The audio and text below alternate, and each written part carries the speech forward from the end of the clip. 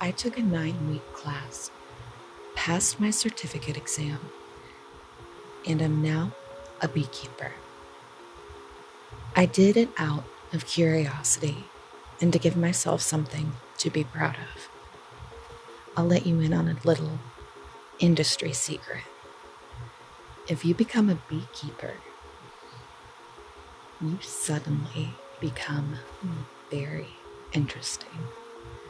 People want to know if they can buy some honey, of course, but most of all, people want to know why you decided to farm stinging insects. This one's easy.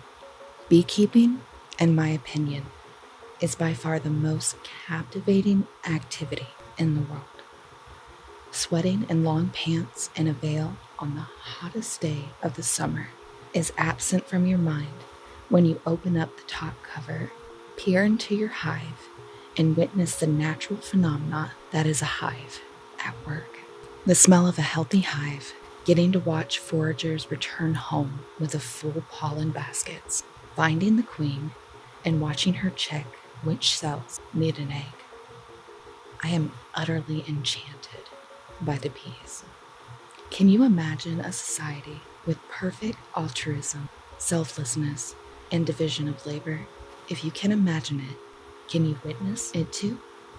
I do every weekend. You're probably wondering why I'm gushing about my bees if the title of my story is Do Not Become a Beekeeper. Let me explain. Because I have an agenda. You're going to lose money. Aside from the startup cost, you should expect to regularly have the unanticipated need for additional equipment. Your gloves will grow holes in them. You're not going to have enough honey supers 1 year, the boxes that bees fill with honey for you to sell. A hive will starve to death over the winter, and you'll need to replace it come spring. But it's not about the money. It was never about the money. You shouldn't become a beekeeper because it is dangerous. I'm sick of the reputation bees have, and I realize this as a weird position to take. My friends are constantly sending me links to these big internet beekeeping personalities. You may have seen them. They don't wear suits or even a veil. Don't get me wrong. Experienced beekeepers can get away with that. If you use smoke properly and don't accidentally kill bees, you will likely not trigger their alarm pheromone and get stung. But not wearing a veil is irresponsible. People are going to think bees are just harmless and cute little ladies.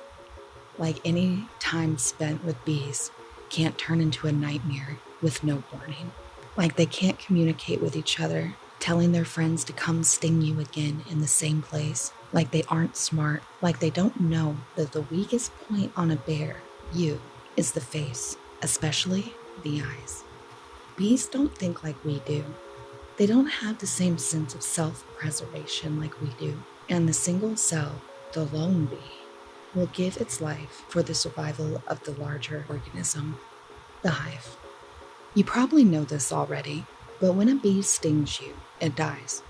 The barbs on its stinger are lodged as deep as it can muster into your skin. When the bee attempts to fly away, the bottom half of its body gets ripped off. This may not seem like an evolutionary advantage, but keep in mind that each hive will contain about 25,000 to 60,000 bees that can do the same thing. When each individual bee will only produce 1/12 teaspoon of honey in their lifetime. Each hive can produce 60 to 100 pounds of honey in a year. Their strength lies in numbers. I don't want to give anyone the wrong impression here. I'm not going to argue that bees are bad because they can sting you. It is a good thing that they do have such a powerful defense mechanism. They are arguably the most important creature on this planet. In any given meal, you can expect for every third bite of food to be as a result of a pollinator. If the bees die, we die. Anyway, here's the story of why I'm currently trapped, typing this message while probably dying in my house, while an ambulance, unreachable, awaits in my driveway. My favorite day of the year is extraction day, the day I harvest all the honey. a perpetual grin on my face. It is a beautiful day in late June when I made my way to the apiary. The trick is to harvest your honey during a nice day when the bulk of any given hive's population is out foraging for pollen and nectar. It means you will have less bees to contend with as your vulnerable hands are working within the frames. I'm zipped, gloved, fully sealed. Like I always do, I feel invincible once I put on the suit. Everything is going well. I've wrapped my honey boxes in thick plastic garbage bags and set them off to the side. It's looking like I'll get a couple 100 pounds this year, a phenomenal haul. About to place the final top cover back on my hive, I get stung on the hand, through my glove. This is unexpected, but not entirely abnormal. The words of my old eccentric mentor echo in the forefront of my mind. Jeans tight around your thighs, you may get a surprise. And then he'd cackle like he just told the funniest joke in the world. To be clear, I do get stung through my clothes sometimes. It is a regular workplace hazard, but all you can do is smoke the place you got stung to neutralize the alarm pheromone, remove the stinger, and get back to work. I returned to loading heavy boxes into the trunk of my car. I nearly finished when suddenly the heavy lifting becomes a little harder than it should be. I'm exhausted, feel as though I can't catch my breath, like I'm going into anaphylactic shock. I drop everything, run away from my hives, remove my glove, and look at my hand. It has blown up like a balloon. Red and swollen, I cannot recognize my own hand. That's when I realized my face is numb too. With my good hand, I fished my phone out of my pocket and dialed 911. I feel a considerable tightness in my throat as I wait, panicked, on the front lawn. A lone bee teases me by innocently harvesting a flower in the garden adjacent, probably one from my own hives. A fire truck blares in the distance. They arrive in record time. They take my vitals, ask me a series of questions that all seem increasingly irrelevant as I can't catch my breath, then stab me with an EpiPen. My heart rate skyrockets, levels I didn't know it could reach, as my throat begins to open back up. Gasping for air finally seems to work again. I gather myself and tell them to call off the ambulance, that I'll have the neighbor drive me to the ER after I close up the beehives. They look at me with raised eyebrows like I'm a lunatic. To them, I'm a beekeeper who is allergic to bees. It's not like I had any clue until now, and believe me, I'm not ecstatic about this news, but I can't leave my hive open. Open hives are dead hives. It could get cold tonight, killing all the brood. It could rain tonight, ruining their food stores for the winter. They would be vulnerable to pests. A raccoon could waltz right in, the bulk of their hard work unprotected, not to mention that other local beehives would rob the food my bees need to survive. I took hundreds of pounds of honey from them today. They don't need to lose any more to opportunistic robber bees. Hand shaking, I struggle to zip up my veil. I commend myself for thinking of squeezing garden gloves under my beekeeping gloves this time. Fully equipped, I looked at my hives. 3 right next to each other, each bustling with activity and healthy with population. I was so proud of what they had accomplished this year, and now all I see when I look at them is my own vulnerability. I need to do this quick. I pick up the top cover up off the ground. Bees fly out from underneath it, and I leap backwards while holding in a scream that is begging to erupt from my recently reopened throat. You got this. You got this. I delicately replace the top cover. Everything is closed back up. No incident. As an extra precaution, I keep my suit on in the car as I drive my honey supers to my garage where I plan to extract honey. After unloading the honey supers from the car and onto the driveway, I run inside to take some Benadryl. I sit down, drink some water, and mentally hype myself up to go back outside, move the honey supers into the garage, and begin extraction. trying not to think about the lack of a future in my beekeeping career. The Benadryl knocks me out. I wake up on the couch, struck by the heat of sunshine through an open shade. I look at my watch, 10 a.m. I slept until the next morning. Groggy-eyed, I lumbered near the window. To my surprise, there are thousands of bees in my yard. I messed up. I didn't move the honey spurs inside. Little known fact about bees, if you leave honey outside your house, bees will find it. Then they will return to the hive, do a little communicative dance, and tell the other foragers where the food source is. A dark cloud surrounds the trash bags filled with my honey boxes. My honey is being stolen in front of me. I watch them incredulously from the window, wings fluttering against the walls of the trash bags from the inside. They found a way inside the bags. They found my honey and are stealing it. I don't know what I'm going to do. Go outside, risk getting stung again, stay inside, lose a year's worth of hard work. I don't care if I get stung. I've been stung probably 40 times in the last several years. I'm going outside. I try to decide if I'm being brave or foolish as I zip up my veil. I don't come up with an answer, but decide that they seem like the same thing until you know the outcome. My mission to move the honey supers from the driveway into the garage without smoke to mask their pheromones. Best, only way to do this. Open the garage, pick up each honey super individually, move them into the garage, close the garage. Intense feelings of panic and regret flood my mind as the garage door opens leisurely and the honey boxes come into view. The amount of activity on the bags looks to me as though every beehive within a 10-mile radius has found my honey and are gorging themselves with as much as they can. Preparing to hit the button again, close the garage door to cut my losses, the bees behave with unprecedented aggression. They stop what they are doing. The rustling inside the bags pauses, as if they are all communicating with each other, acting as one unit. A flood of bees fly directly towards me into the garage. Landing on my veiled face, from the inside I see hundreds of abdomens attempting to find purchase through the mesh, each thrusting inches from my eyes with suicidal determination.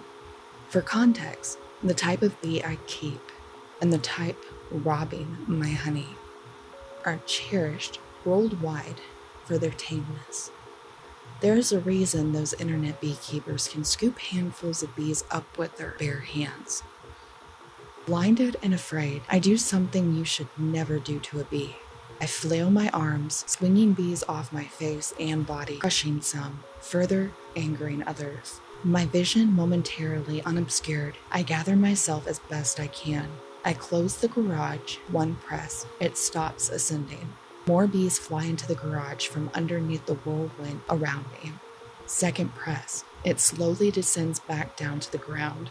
I don't wait around to see it return flush with the ground as I pivot back inside and slam the door. Good news, I didn't die, or even get stung. I may discover I have once the adrenaline wears off. Bad news, there are hundreds of bees in my house now, most of which seem like their only goal is to find a way under my veil. I can hear little bodies collide against the door as I hold it closed against creatures that have no hope of opening it. Luckily, I was anticipating there being some bees in the garage while I extracted today. The chemical spray you use to shoo the bees out of your honey spurs works to rid the boxes of most, but not all. I spent the next few minutes shot vacuuming bees off my face and body. Aside from a few bees out of reach on the ceiling, I've mostly cleared the house. The shot vac sounds like an irritated hive, thousands of bloodthirsty bees frustrated by their new constraint. I go to the window to look at their activity outside. As the swarm comes into view, their activity once again comes to an abrupt pause. As if they know I'm inside, the bees beeline towards the window, the soft taps of their bodies colliding with the window growing louder as they increase in number. Fortunately for me, there is a pane of glass in between us this time. This aggression is atypical behavior, to say the least. You can usually work with one hive for an extended period of time before their patience dries up. The fact that they sensed me when I was standing in the garage is mystifying. The fact that they aimed mainly for my face is even more bizarre. And the fact that they are trying to defend themselves from me while I am inside a window and nowhere near them is extraordinary. I back up into the kitchen and am shocked to find that there are bees on all the windows of the house. Thousands of bees, each running the length of the windows, questing for a way inside, for no other reason than to get me. I am fully surrounded. Feeling like a cornered dog, I decided I'm not going to go without a fight. I reach under the sink and grab hornet spray killer, the kind I tell other people not to use against honeybees. I spray whatever bees I can inside. Against my better judgment, I spray my own arms and legs as if they were sunscreen. Heaps of dead and disabled insects line the floor of my house. I gather the courage to open the door to the garage just an inch or two so that I can squeeze my arm out and open the garage from the button on the wall. As soon as the door is open, a swarm of bees whiz by through the opening and into my house. I panic sprayed the cloud, killing hundreds, but thousands entered unbarred. Those that are inside fly in a hurricane formation, as if waiting for the opportune moment to strike. I press the button to open the garage, and as I retrieve my arm from out of view, I look in horror as my arm is completely enshrouded with frantic bees, each attempting to sting me through my suit. I feel a tickle on the back of my neck. A bee must have managed to get inside my veil. It stings me on the back of my neck, a familiar wide needle penetrating my skin, followed by the feeling of wings tussling my hair as Shirley is dying, its body bisected. I get stung again, the same place, right on the back of the neck. 2 bees in my veil? A third time, I am in agony. Flashbacks from my allergic reaction yesterday, my body covered in hives. Hands swelling, my face unrecognizable. I manically swipe at the back of my neck, attempting to crush the bees in my veil. The bee comes into view briefly as it lands on the front of the inside of my veil, inches from my face. The queen. I recognize her right away. Queens have a distinct body shape. They are longer and are a different shade than the rest of the bees in the hive. The queens are also unique in that they can sting more than once without dying. The bleak realization hits. My hives are punishing me for stealing honey from them. There is no other reason the queen would be here instead of at home laying eggs. She is risking the life of the colony for the sake of revenge.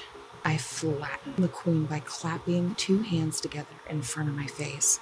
The remaining bees, already aggressively trying to sting me everywhere on my body, lose their minds. They know the queen is dead. They assemble into one unit, a tornado on the other side of the room. I take out my phone and realize there is no possible way to dial 911 with gloves on. My body momentarily free of bees, I remove my glove. These bees are shrewd. They know my hand is unprotected. It is impossible to navigate my phone's touchscreen while repeatedly getting stung on my hand.